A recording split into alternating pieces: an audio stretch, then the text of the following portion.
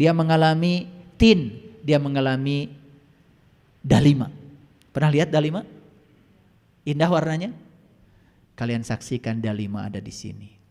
Kalian saksikan tin ada di sini. Maksudnya watin wazaitun. Tin itu diletakkan di zaitun. Zaitun itu adalah tubuh kita. Maka di Quran dikatakan zaitunatil la syarqiyah wala gharbiyah yakadu zaituha walau lam tamsasun nar nurun ala nurin nurun ala nurin yahdillahu linurihi may yasha yahdillahu linurihi may yasha. Pohon zaitun itu bukan dari timur, bukan dari barat, bukan dari mana-mana. Pohon zaitun adalah tubuhmu sendiri. Di situ aku sudah meletakkan tin, sebuah lokus. Dan kalau kau masuk ke dalamnya, kau akan menyaksikan keindahan dalam dirimu. Bagi saya, tin itu adalah qalbu, baitullah. Assalamualaikum warahmatullahi wabarakatuh. Ayo saudara-saudaraku semua, kita ngaji ilmu tauhid bersama guru kita Kiai Haji Syaiful Karim. Semoga bermanfaat. Iqra kitabaka kafa binafsika al-yauma 'alaika hasiba. Bacalah kitabmu. Cukuplah dirimu sendiri pada saat ini sebagai juru hisab terhadap dirimu. Perintah bukan ini. Perintah bukan ini. Apa yang diperintahkan di sini? Iqra. Iqra. Apa yang dibaca? Kitab siapa? Kitabmu, kitabmu, kitabmu, kitabmu. Ini perintah dari Allah. Selama ini kalian sibuk baca kitab yang bukan milikmu. Kalau begitu, kitabnya ada gak pada dirimu? Ada? Apa sih kitab itu? Makanya di Quran surat ya Asy-Syura ayat 52. Dulu kamu tidak mengerti apa itu iman. Dulu kamu juga gak mengerti apa itu kitab. Setelah aku datangkan cahayaku kepadamu, menyinari kolbumu, baru mengerti apa itu iman, apa itu kitab. Itu di Quran surat Asy-Syura ayat 52. Jadi kitab itu sering disebut kalamullah. Kalam itu sifat, Allah itu zat. Tadi sudah tahu kan? Zat dan sifat menyatu? Menyatu? Tidak bisa dipisah? Yes. Jadi kitabmu itu adalah kalamullah. Kalam itu sifat, Allah itu zat. Di mana Allah ngasih alamat pada kita? Allah bilang, aku bersamamu. Lebih dekat kepadamu daripada urat nadi lehermu. Alamat bukan itu dari Allah.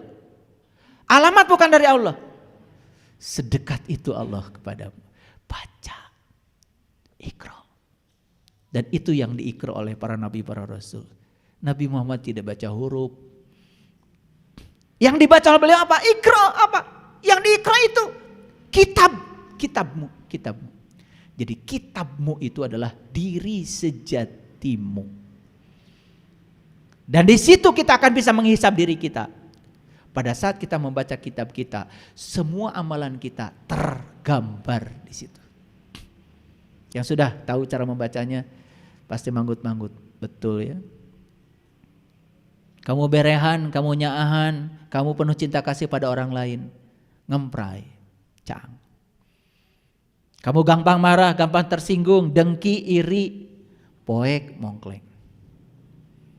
Nyata di sini. Itu yang namanya pahala, itu yang namanya ajrun. Ajrun itu zat. Selama ini banyak orang ngomong pahala, pahala, pahala, tapi ngerti juga enggak. Di Quran enggak ada kata pahala. Pahala itu terjemahan dari ajrun. Falahum ajrun ghairu mamnun. Watin wazaitun waturi sinin. Tahu tin? Tahu tin? Oh itu buah, katanya buah tin. Ya Allah. Leluhur kita itu keren. Begitu ketemu buah yang seperti itu, dibuka dalamnya, ah ini cocok dengan pengalaman spiritual saya. Saya pernah lihat ini dalam diri saya. Saya beri nama ini buah tin. Makanya buah tin persis seperti buah delima. Kalau buah delima besar-besar bijinya, kalau buah tin itu kecil-kecil, warna-warni dalamnya. Jadi saya itu beli saking ingin membuktikan. Jadi kalau waktu saya pergi ke Yerusalem, saya beri buah tin itu yang banyak, buah delima yang banyak. Saya lihat, begitu saya buka, saya nangis. Kenapa orang tua kita bilang ya, yang namanya delima itu disebutnya dalima kan? Allahu ahad, 1 dal. Allahu somad, 2 dal. Lam yalid, 3. Walam yulad, 4. Walam yakul lahu kufuwan ahad. Ternyata dalima itu lambang dari surat Al-Ikhlas.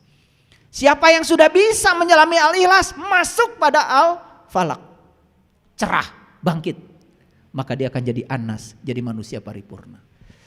Wah, kalau dibuka rahasia ini ntar jadi panjang lagi. Kuliahnya sampai sore ntar. Wah, kalau saya buka rahasia 3 surat terakhir. Makanya 3 surat terakhir semuanya kul. Kul itu hanya perintah buat mereka yang mengalami. Katakanlah, apa pengalamanmu selama libur? Tidak mungkin orang disuruh ngomong pengalaman libur kalau dia tidak kemana-mana. Betul? Jadi kul itu hanya perintah buat mereka yang sudah mengalami. Makanya kalian harus mengalami Al-Ikhlas, harus mengalami Al-Falaq, baru akan menjadi Anas.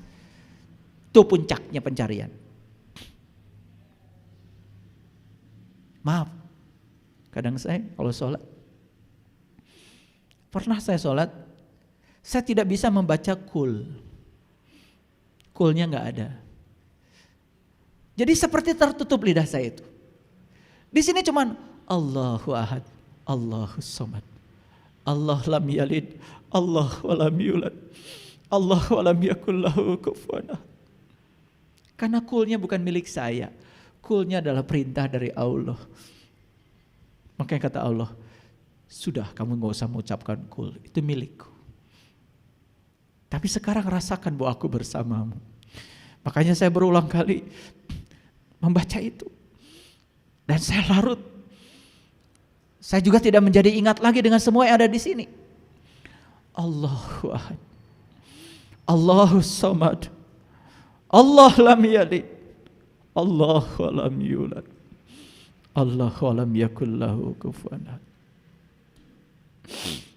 Tidak ada yang serupa. Karena dia maha kaya.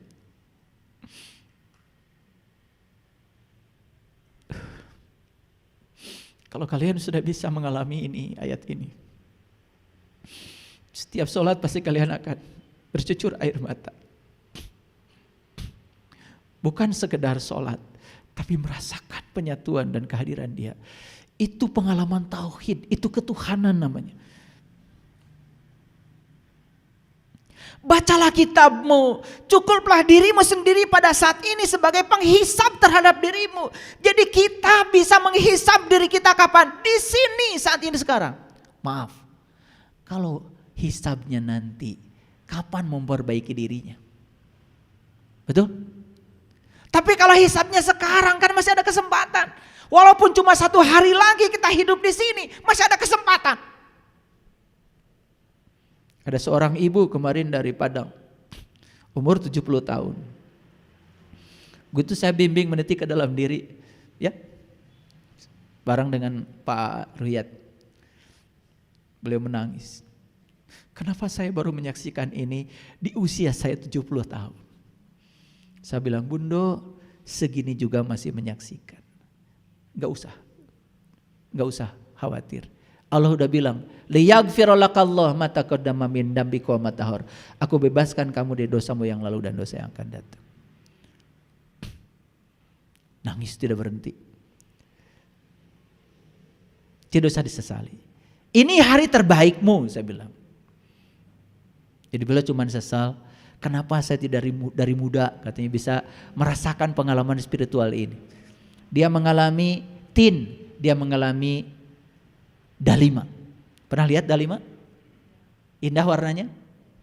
Kalian saksikan dalima ada di sini. Kalian saksikan tin ada di sini. Maksudnya watin wazaitun. Tin itu diletakkan di zaitun. Zaitun itu adalah tubuh kita. Maka di Quran dikatakan zaitunatil la syarqiyah wala gharbiyah yakadu zaituha walau lam tamsasun nar nurun ala nurin nurun ala nurin yahdillahu linurihi may yasha yahdillahu linurihi may yasha. Pohon zaitun itu bukan dari timur, bukan dari barat, bukan dari mana-mana. Pohon zaitun adalah tubuhmu sendiri. Di situ aku sudah meletakkan tin, sebuah lokus. Dan kalau kau masuk ke dalamnya, kau akan menyaksikan keindahan dalam dirimu. Bagi saya, tin itu adalah qalbu, Baitullah. Makanya waturi sinin, di situ ada tur. Tur itu adalah gunung. Gunung lagi yang dibicarakan di sini. Gunung adalah melambangkan kesadaran pada diri manusia. Makanya siapa yang sudah ketemu tin, zaitun dan tur dalam dirinya, makanya setiap kita haji pasti kita ziarah ke gunung. Jabal Nur, Jabal Rahmah, Jabal Sur, Jabal Uhud. Kenapa kok kalau haji ziarahnya ke gunung? Gak pernah tanya kita. Karena di Indonesia kalau ziarah kan ke kuburan, di sana ziarah ke gunung. Gak pernah tanya kita. Karena gunung dalam Al-Quran itu sangat luar biasa. Dengarkan kajian saya yang terakhir, kajian umum ya tentang menaiki gunung ya. Semakin mendaki semakin sejuk, semakin indah pemandangannya. Dengarkan itu, ada udah di YouTube. Watin wazaitun waturi sinin wahadal baladil amin. Di situ aku meletakkan kota yang aman. Kota banyak lampunya? Kota banyak lampunya? Buah tin banyak lampunya? Buah dalima banyak lampunya? Ya Allah. Kamu akan ketemu Al-Madinah Al-Munawwaroh dalam dirimu. Kamu akan hijrah minad dzulumati ilan nur. Wah, saya itu kagum ya sama orang tua kita, leluhur kita. Buah ini diberi namakan tin, buah ini diberikan zaitun. Dan mereka itu memberi nama itu sesuai dengan pengalaman pribadinya. Itu namanya kecerdasan. Kenapa bukan buah lenca diberi nama buah tin? Karena lenca itu isinya hijau, gak ada lampunya. Ya, ada yang belum tahu buah tin? Udah nyari. Dulu di pot bunga saya di rumah ada, ya. Ya, cuman umurnya udah tua jadi meninggal. Rajin berbuah itu. Watin wazaitun waturi sinin wahadal baladil amin. Gak usah tamat bacanya sampai situ aja, ketemu kota yang indah, sudah nangis pasti. Laqad khalaqnal insana fi ahsani taqwim. Sungguh aku telah menciptakan kamu dalam rupa yang amat sempurna. Untuk apa? Karena tubuh kita ini kendaraan yang bisa mengantarkan sang jiwa menuju kepada Allah, sang pemilik jiwa. Summa radadnahu asfala safilin. Tapi siapa yang tidak bisa menemukan tin, zaitun, kota dalam dirinya, tidak menemukan gunung, kota dalam dirinya. Summa radadnahu asfala safilin. Bersiap-siaplah kalian jadi aspal. Aspal warnanya apa? Hitam, gelap, gulita. Di mana aspal adanya? Di jalan. Diapain? Diinjak. Jadi kalau hidupmu sekarang diinjak-injak, penuh dengan penderitaan, duit susah, persahabatan mandek, berkah kurang, makan susah, pengen ngaji aja ongkos gak punya, selalu diinjek-injek. Jangan-jangan selama ini kita jadi aspal. Siapa yang menentukan kita jadi aspal? Allah atau kita? Kamu sendiri. Karena tidak memanfaatkan potensi dia pada dirimu. Illallazina amanu wa amilus solihat falahum ajrun ghairu mamnun. Maka siapa yang beriman dan menjalankan amal soleh? Apa amal soleh? Jelas di Quran. Amal soleh adalah cara untuk bisa meniti ke dalam diri. Untuk menemukan sejatinya kita. Ketemu buah tin, ketemu zaitun, ketemu gunung, ketemu kota. Itu amal soleh. Illallazina amanu wa amilus solihati falahum ajrun ghairu mamnun. Fama yukazzibuka ba'du biddin alaisallahu biahkamil hakimin. Indah ya. Pernah dengar kajian surat At-Tin? Pernah? Pernah dengar yang seperti barusan saya sampaikan? Mahal kajian ini. Harusnya nggak usah dibagi. Ini hadiah nih, hadiah menjelang Lebaran. Jadi pesan dari Quran surat Al-Isra itu apa tadi? Iqra kitabaka kafa binafsika al-yauma 'alaika hasiba. Perhatikan saya. Setiap manusia harus bisa membaca kitab amalnya sendiri. Karena setiap manusia sudah dilengkapi yang namanya malaikat raqib dan atid. Ada nggak raqib di sini? Ada nggak atid di sini? Ada. Yang tahu siapa, apa kebaikanmu, kamu sendiri. Yang tahu apa keburukanmu, kamu sendiri. Malaikat raqib dan malaikat atid itu ada bersamamu. Bahkan dirimu sendiri, diri sejatimu ada di situ. Kapan membaca kitab amal itu? Dan di mana? Kapan dan di mana membaca kitab amalnya? Di sini, saat ini, sekarang, di dalam diri. Itulah pentingnya kita tahu cara membaca kitab amal. Saya percaya kalau membaca huruf-huruf hijaiyah kalian udah lancar. Tajwid lancar.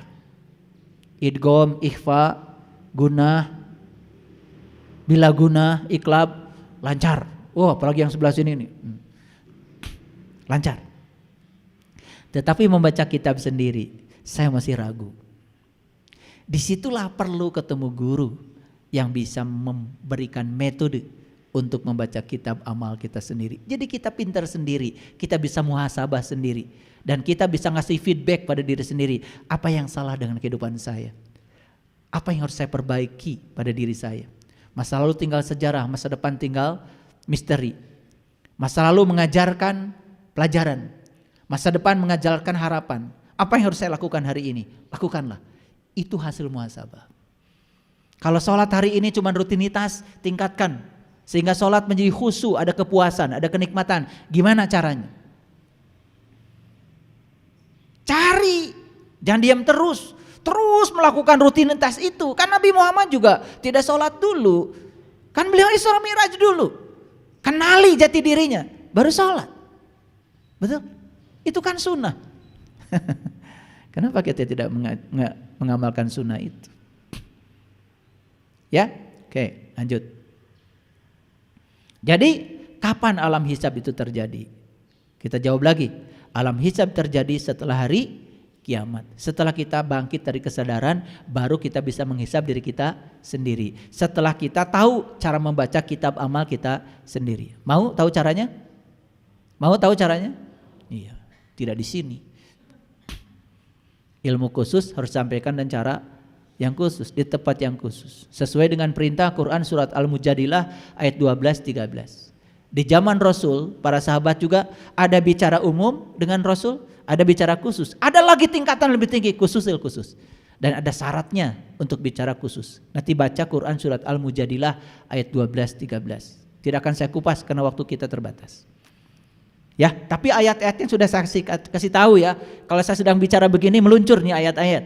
Ya. Oke, lanjut dulu. Hanya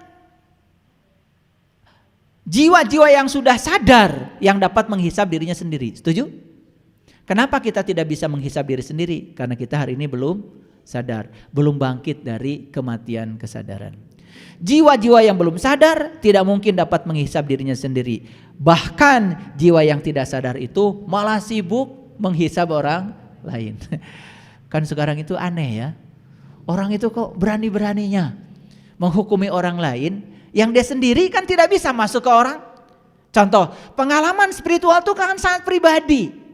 Kok sekarang ini seperti ada orang karena dia berada di lembaga tertentu yang berhak itu menghukumi orang lain. Apa haknya dia? Saya nggak tahu apa dia suka baca Malik Yaumiddin ketika sholat apa tidak. Kalau baca itu dengan kesadaran, harusnya kan sadar bahwa saya tidak punya hak menghukum. Maaf ya, di negeri kita ini penyakit alergi masih kronis. Tahu alergi? Alergi terhadap perbedaan maksudnya. Kudu sarua kabeh. Padahal wajah kita juga berbeda. Yang menciptakan perbedaan itu Allah. Allah yang maha luas, kita bisa selami seluasnya Allah. Oleh karena itu maka orang yang menyelam ke dalam kelautan jiwanya tidak bisa dijustifikasi oleh siapapun. Karena yang tahu dia cuma dirinya sendiri. Hati-hati ya kalau menghukumi orang. Jangan sok-sokan. Yuk kita baca ayat ini. Ini Quran surat Ar-Ra'd ayat 31. Walau anna Qur'ana suyirat bihil jibalu au kuti'at bihil ardu au kulima bihil mauta balillahi amru jami'a. Dan sekiranya ada suatu bacaan yang dengan bacaan itu gunung tergoncang, bumi terbelah. Oleh karena itu orang-orang yang sudah mati dapat bicara. Apakah ketika kita membaca Quran yang syar'i gunung tergoncang? Langit terbelah? Orang mati dapat bicara? Ini Quran yang mana yang dibaca? Yang tadi, Iqra kitabaka. Saya kasih tahu, kalau kita bisa Iqra kitab amal kita, gunung tergoncang. Nabi Muhammad sampai menggigil di Gua Hira. Gunung itu lambang dari kesadaran. Kesadaran kita naik karena tergoncang naik menuju kepada Sidra Al-Muntaha, puncaknya kesadaran. Bumi terbelah. Itu simbolik. Makanya ciri bumi yang terbelah, itu kata Quran. Ketika langitmu terbelah, maka kau akan menyaksikan mawar merah seperti kilapan minyak. Mawar merah. Delima mawar merah? Tin mawar merah? Subhanallah. Fa'idha saqatis sama'u fakanat wardatan kaddihan fabi ayyi ala'i rabbikuma tukazziban. Harus merasakan bumi terbelah itu. Begitu bumi terbelah, tirainya terbuka. Begitu tirai terbuka, kasyaf. Saat itu kita menyaksikan wahadal baladil amin, kota yang sangat aman dalam diri kita. Wah, indah sekali. Itu harus dialami. Jangan jadi koleksi ilmu. Kalau tidak dialami, percuma saja. Maka yang saya sampaikan hari ini bukan koleksi ilmu, tapi pengalaman pribadi. Kalau ingin mengalami, yuk, ada caranya. Lanjut.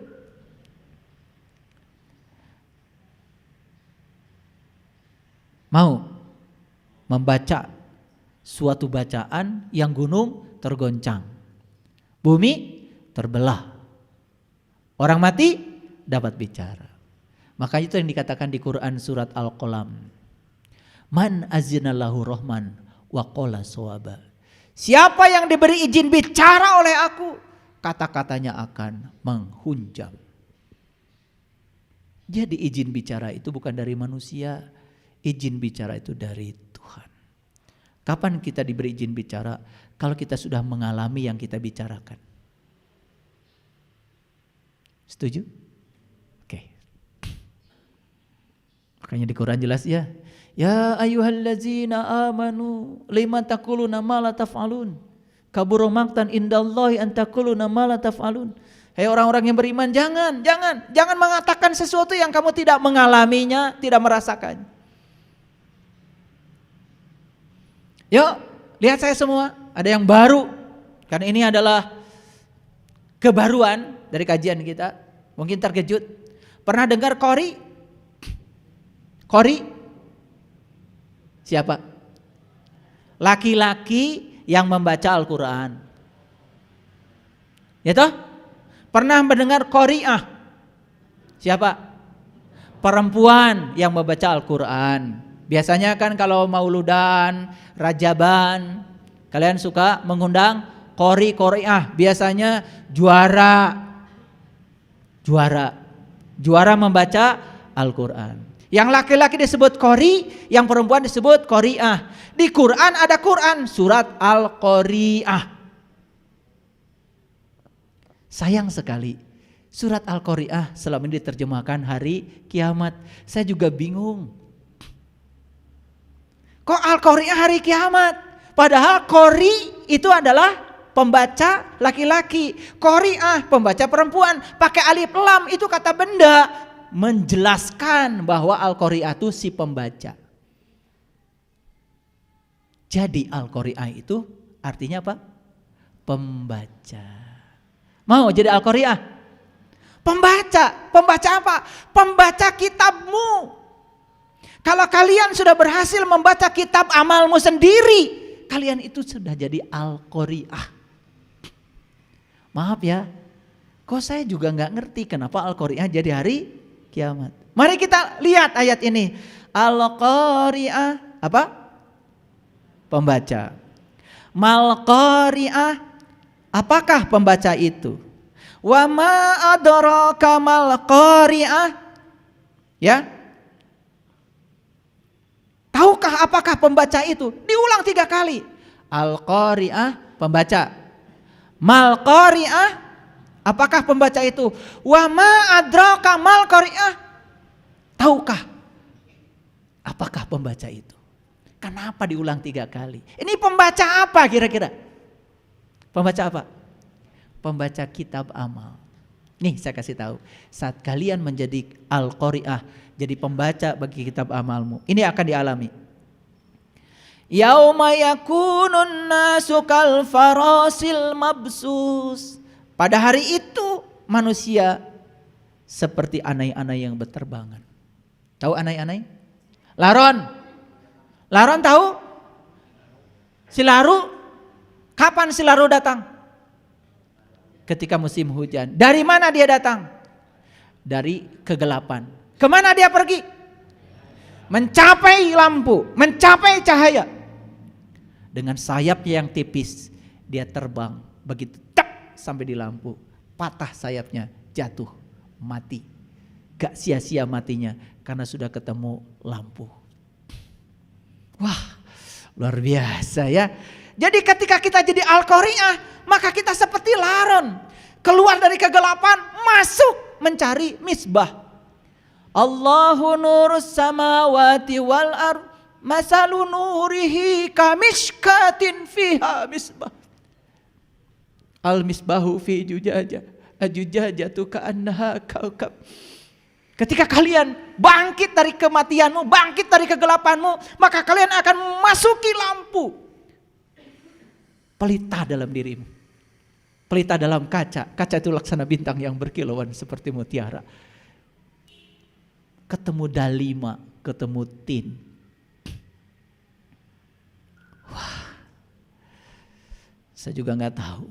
Hari ini saya tiba-tiba pengen bicara ini. Saya gak tahu ini rezeki kalian yang hadir di sini. Bahkan yang sudah lama mengaji dengan saya pun mungkin belum pernah dengar kajian ini. Rezeki buat kalian. Di penghujung Ramadan kalian dapat rezeki ini. Al-Qari'ah, mal-Qari'ah, wa ma adraka mal-Qari'ah, yauma yakunun nasu kal farasil mabsus. Watakunul jibalu kal ihnil mangpus. Bukan hanya manusia itu seperti laron yang mencari cahaya. Gunung-gunung seperti bulu yang dihambur-hamburkan. Apa? Gunung hancur. Seperti Nabi Musa saat ketemu Tuhan, gunung hancur. Dan Musa jatuh pingsan. Bukan gunung yang itu yang hancur. Yang terdekat saja dengan Musa. Nih, sampai dia gak ingat. Itu namanya fana billah. menyatu, menunggal. Nah disinilah baru yang tadi hisab. Coba perhatikan saya.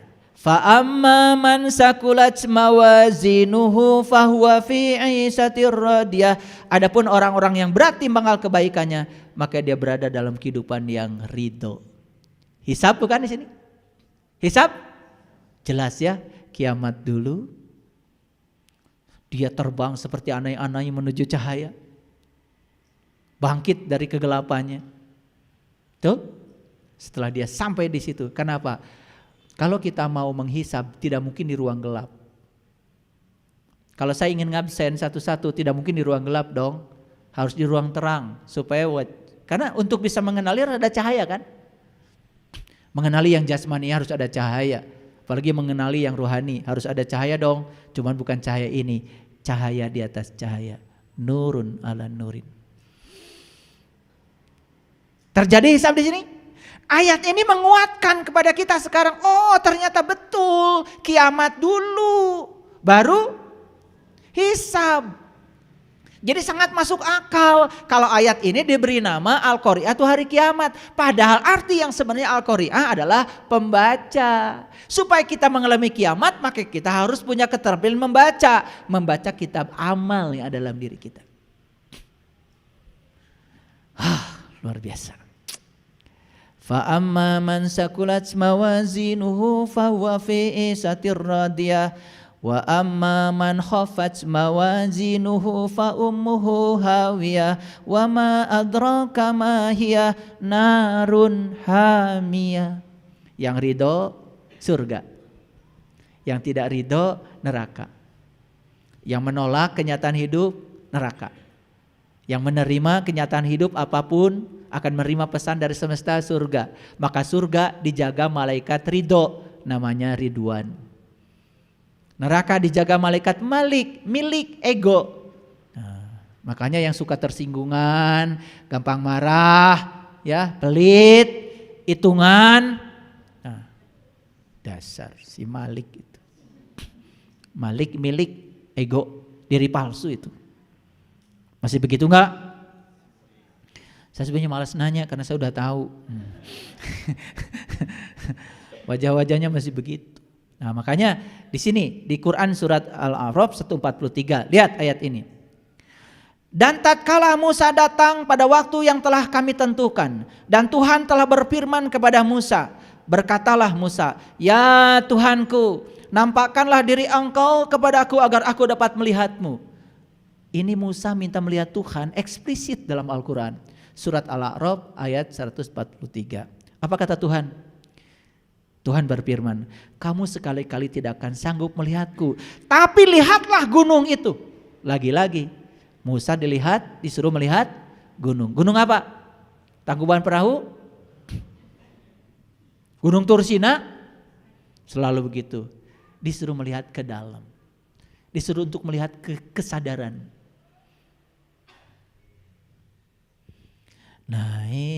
Naik ke puncak gunung, tinggi sekali.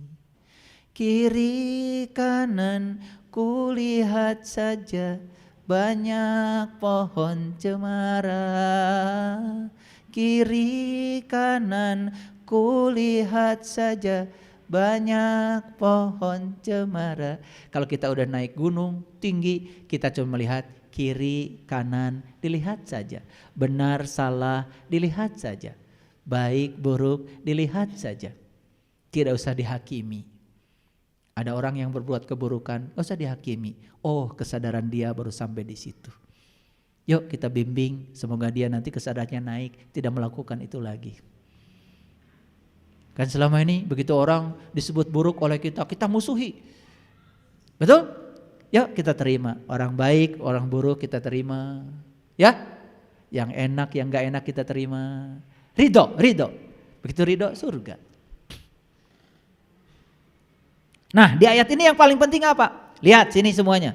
Tuhan berfirman, kamu sekali-kali tidak akan sanggup melihatku Musa, tapi lihatlah ke gunung itu. Maka jika ia tetap di tempatnya, niscaya kamu dapat melihatku. Gunungnya gak kemana-mana, tetap di dirinya keneh. berdetak, berdenyut di pusat kesadaran. Tatkala Tuhannya menampakkan diri kepada gunung itu, jadi menampakkan diri. Falamma tajalla rabbuhu lil jabal. Tuhan menampakkan diri di puncak kesadarannya Musa. Sama seperti yang dialami Nabi Muhammad. Nabi Muhammad bertemu Tuhan di Sidratil Muntaha. Sidratil Muntaha itu puncak kesadaran. Puncak kesadaran manusia di mana? Di sini. Di mana?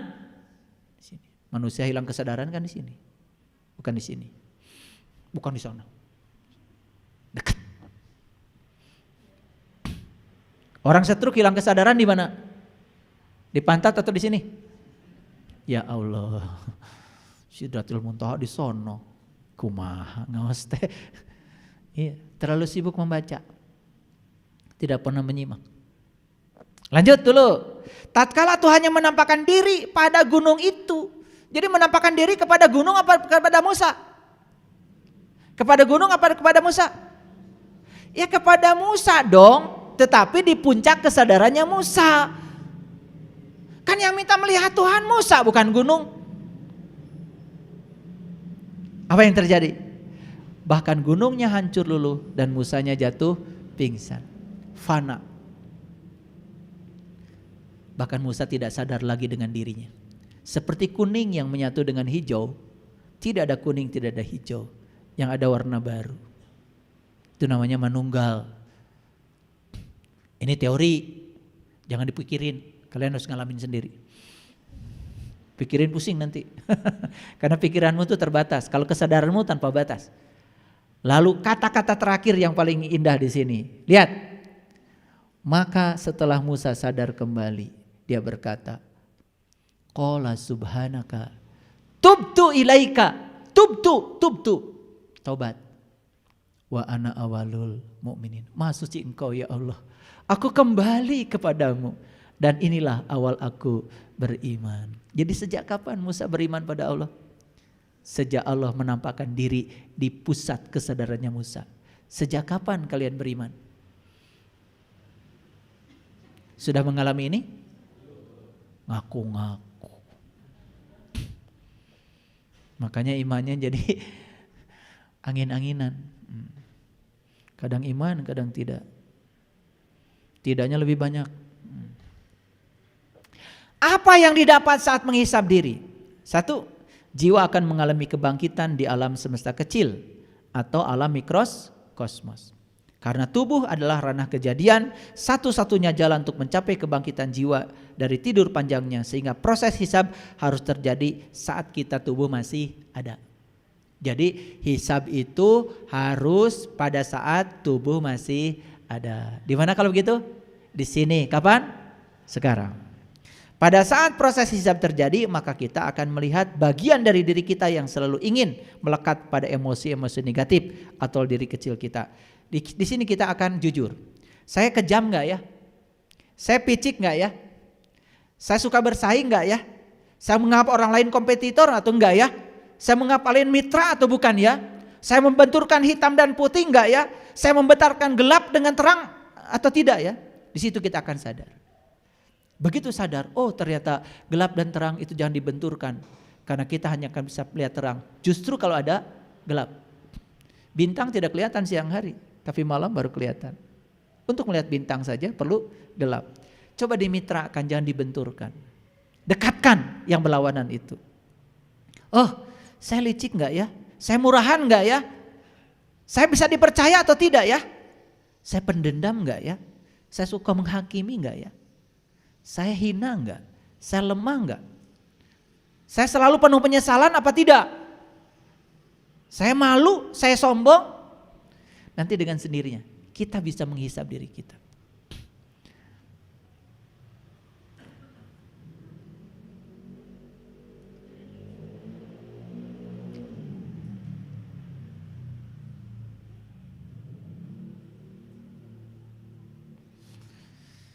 Nanti kita pun akan tahu, saya murah hati enggak ya? Saya pemaaf tidak ya? Saya pengasih atau tidak ya? Saya memiliki keagungan batin atau malah mengalami kehinaan batin? Nanti kita akan pintar menghisap diri sendiri. Sampailah pada kesimpulan, oh ternyata membaca kitab amal itu syaratnya cuma satu. Kiamat dulu, baru kita bisa membaca kitab amal. Yuk bangkitkan dulu kesadarannya. Di kesadaran itulah kita bisa jujur pada diri kita sendiri. Maaf ya, sepanjang kalian tidak bisa kiamat hari ini, kalian tidak akan bisa jujur pada diri sendiri. Sulit untuk bisa muhasabah, sulit untuk menghisab diri sendiri. Karena apa? Mata kita akan selalu keluar, tidak ke dalam. Tapi kalau sudah sampai di sini kesadarannya, tidak ada yang disalahkan di luar, ke dalam. Begitu anak nakal, anak kan tubuhnya saja dari sel saya. Tubuh anak dari sel istri saya. Jadi tubuhnya anak berarti bagian dari saya dong. Tubuhnya anak bagian dari sel istri saya. Bicara dengan istri. Jadi anak kita itu sebetulnya kita ya. Loh kenapa anak kita gak sabar? Lihat potret diri kita. Lihat. Siapa yang mewariskan ketidaksabaran? Anak kita marah-marah. Siapa yang ngajarin anak itu marah-marah? Ayo jujur. Kalau kita sadar anak kita adalah bagian dari diri kita. Kita melihat anak seperti melihat diri sendiri. Anak jadi cermin. Kenapa saya nyalahin anak ya? Makanya kita akan bisa menghormati. Anak kita adalah tamu agung yang datang ke semesta untuk kita hormati. Izinkan anak kita menjadi dirinya sendiri. Jangan jadi orang tua. Jangan intervensi. Pendidikannya apa, kerjaannya apa, jodohnya siapa. Stop. Biarkan jadi dirinya sendiri. Mau sekolahnya jurusan apa? Mau kerjanya di mana? Karena dia tuh jenius di bidangnya. Biar dia mengerjakan yang dia senang. Pasti anaknya akan happy. Gitu gak sama anak? Tidak. Anak tadi atur-atur segalana. Betul? Sakolana di mana, dambalna naon. Harus ngikutin orang tua. Gimana kalau anak kita gak suka? Dia menjadi idiot di bidang itu. Padahal dia itu diberi personal genius zone oleh Allah. Dia semua orang tuh jenius loh di bidangnya. Ikan tuh jenius kalau berenang. Tetapi suruh manjat, idiot ikan. Monyet juga jenius, suruh memanjat, suruh berenang, idiot. Jadi monyet memang jeniusnya memanjat, ikan jeniusnya berenang. Kalau anak kita jeniusnya memasak, sudah suruh masak aja. Kasih perusahaan, nanti bikin catering. Anak kita senang olahraga, suruh olahraga. Anaknya senang olahraga, lari-lari terus. Ibu bapaknya pengen anaknya jadi dokter, stres. Makanya stop membuat anak kita menjadi diri kita. Biarkan mereka menjadi dirinya sendiri. Itu baru keren. Jadi kalau semua ke dalam ke sini jadi keren. Tapi kalau semua keluar jadi tidak keren. Jujur ya, selama ini keluar apa ke dalam? Kebanyakan keluar, ke dalamnya sedikit. Akibatnya apa? Jadi kita sering terjebak pada penyesalan. Makanya ada 7 jangan yang harus diamalkan. 1, jangan suka menyesali keadaan. 2, jangan memikirkan hari esok yang tidak-tidak. 3, jangan memikirkan sesuatu yang tidak bisa kamu ubah, yaitu masa lalu. 4, jangan tersinggung dengan hal yang sepele. 5, jangan iri hati. 6, jangan hidup dengan pembanding. Jangan bandingkan dirimu dengan siapapun. Jadilah dirimu sendiri. 7, jangan nganggur. Coba amalkan 7 jangan ini, keren. Pasti hidupnya sehat. H, hati selalu gembira. I, istirahat yang cukup, terutama pikiran. D, diet yang seimbang. Makanan atur. Jangan segala di rams. U, udara yang bersih, hidup yang bersih. Maaf ya, Jangan dimasukkan yang kotor-kotor ke sini. P, pengendalian diri. Kendalikan diri. Itu baru hidup. Sehat. S, sinar matahari yang cukup. Ingat, sinar matahari ada 2, matahari jasmani dari sana, Moyan, Unggal Isuk, MUI. Ya kalau disingkat gampang kan.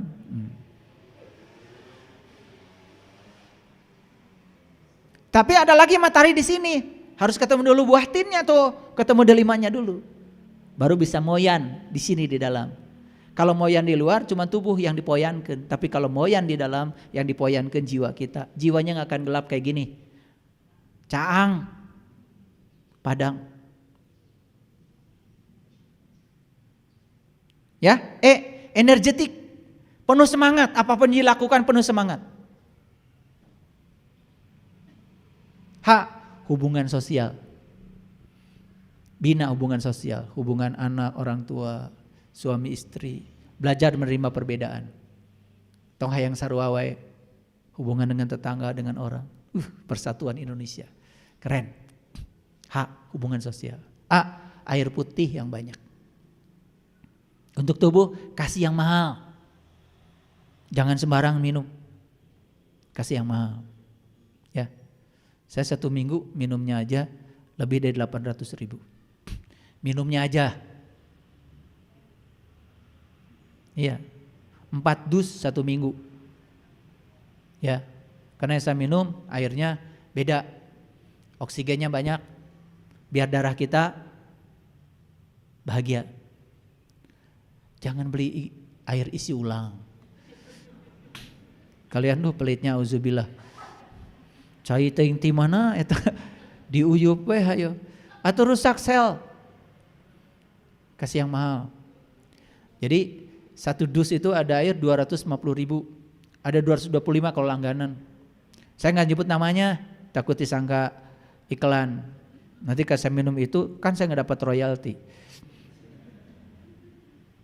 Pokoknya cari air yang banyak oksigennya, pH-nya di atas 8. Supaya gak gampang tunduh. Ini ngaji dengan saya.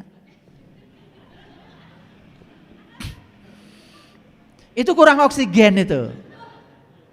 Ya. Lalu yang terakhir T, Tuhan yang paling utama. Jadikan Allah the topmost priority. Hidup digerakkan oleh Allah. Ya. Hidupnya lillah. Billah, bismillah, alhamdulillah. Kalau sudah mengamalkan itu, sudah berkah. Hidup itu gratis. Nanti suatu saat uangmu tuh gak laku lagi. Setiap mau bayar, sudah dibayarin orang. Berkah. Sampai pada titik gak cari uang lagi. Buat apa memiliki kalau bisa menikmati? Baru keren. Selesai mengejar. Terima kasih. Assalamualaikum warahmatullahi wabarakatuh.